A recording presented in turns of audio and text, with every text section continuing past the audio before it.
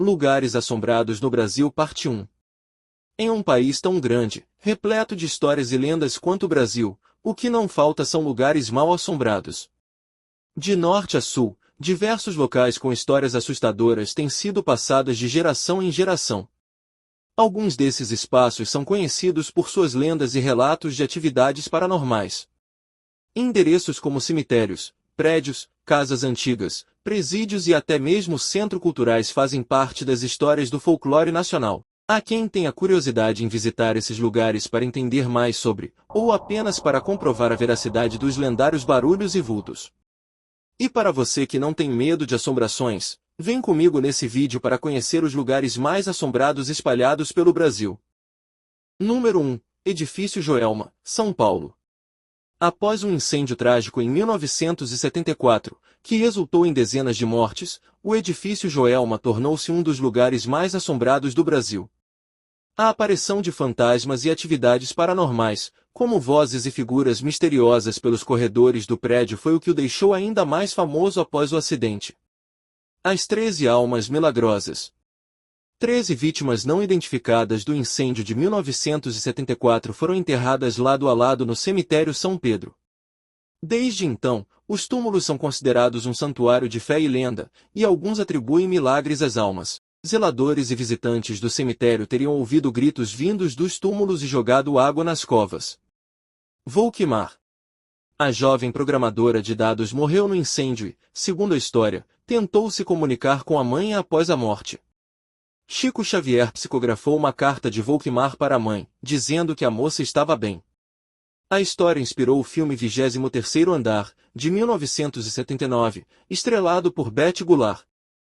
Número 2. Presídio do Arru, Curitiba, Paraná. Com um palhaço fantasma assombrando os detentos, o Presídio do Arru era o local para onde os presos mais perigosos eram levados. O lugar foi inaugurado em 1905 e fechado em 2006. A construção contém um calabouço com 5 solitárias no subsolo. Uma das histórias mais conhecidas é a do espírito de um antigo guarda que ronda os corredores, carregando a culpa de um crime terrível que cometeu.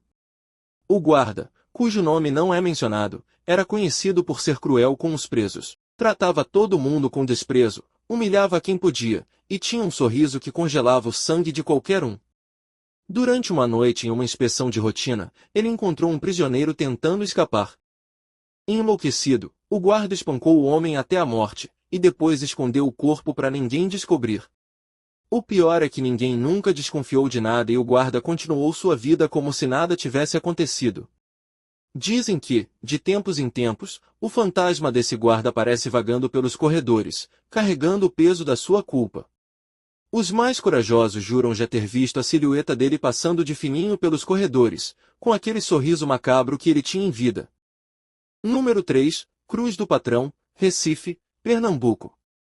Localizada em uma área rural do Porto do Recife, a Cruz do Patrão, um monumento do século XIX, é uma lembrança concreta do passado pernambucano. Ela tornou-se conhecida por conta de histórias envolvendo fantasmas e fenômenos sobrenaturais.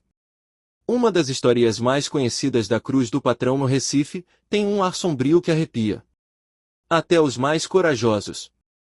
Dizem que essa cruz, lá no bairro da Boa Vista, é um ponto de encontro com o sobrenatural. A lenda conta que um patrão cruel mandou construir a cruz em um ataque de fúria, depois de perder o filho. As pessoas falavam que ele fazia rituais estranhos lá, sempre à meia-noite. Alguns juravam de pés juntos que viam sombras dançando em volta da cruz, e até ouviam gemidos baixos.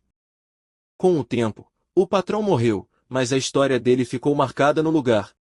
Dizem que em noites de lua cheia, a alma dele fica presa na cruz, trazendo um vento gelado e um sentimento ruim para quem passa por perto. Os mais corajosos já tentaram enfrentar a lenda, mas poucos voltaram para contar o final da história. Número 4. Centro Cultural Martins Sererê, Goiânia, Goiás. O Centro Cultural Martins Sererê, em Goiânia, abriga hoje uma programação diversa de shows, apresentações e peças de teatro, mas nem sempre foi assim.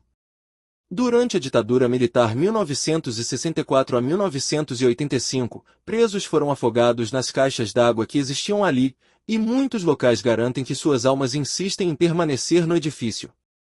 Dizem que o Centro Cultural Martim Sererê esconde um passado sombrio.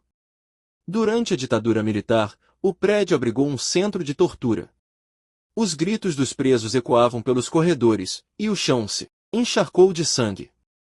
Hoje, o Centro Cultural é um lugar de arte e cultura, mas alguns juram que as paredes ainda guardam os fantasmas do passado. Contam que, de vez em quando, durante as apresentações no teatro, um choro baixinho e desesperado toma conta do ar.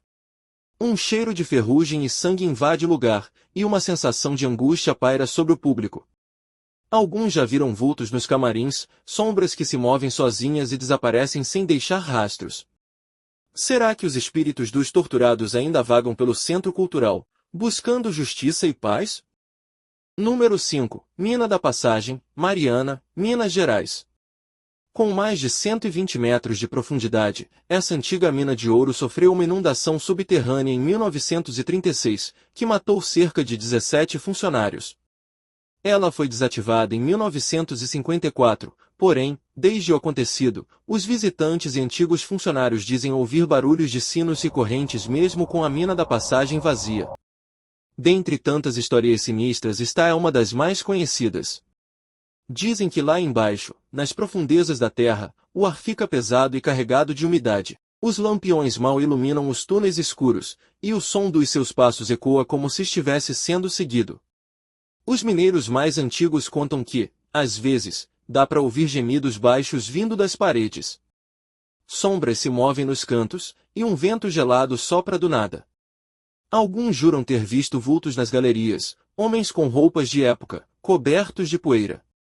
Será que são os fantasmas dos antigos trabalhadores, que morreram soterrados ou envenenados pelo ouro que tanto desejavam? Muito obrigado por assistir o vídeo até aqui. Esse foi o primeiro vídeo do canal. Se você gostou, inscreva-se, curte e comente para a parte 2, deixe sua opinião nos comentários o que achou e algumas ideias que você gostaria de ver nos próximos vídeos. Até a próxima!